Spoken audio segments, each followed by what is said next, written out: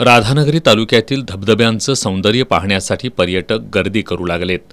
तालुक्यातील सर्वच धबधब्यांना मोठ्या प्रमाणात पाणी आलं असून प्रवाह जास्त आहे। धबधबा पाहण्यासाठी दरवर्षी पर्यटक गर्दी करतात। काही जण धबधब्यात उतरून हुल्लडबाजी करताना दिसतात। शनिवारी या धबधब्यात एक पर्यटक सेल्फी काढण्यासाठी पाण्यात उतरला, मात्र पाय घसरल्याने तो पाण्यात पडला आणि प्रवाहात वाहून जाऊ लागला। यावेळी काही पर्यटक त्वरित मदतीसाठी पुढे सरसावले, मात्र पाण्याला प्रवाह असल्यानं आणि बचावासाठी कोणतीही यंत्रसामग्री नसल्यानं वाहून जाणाऱ्या व्यक्तीस वाचवताना अडचणी निर्माण झाल्या। दैव बलवत्तर म्हणून या पर्यटकांनी मोठ्या मुश्किलीने वाहून जाणाऱ्या व्यक्तीला बाहेर काढलं।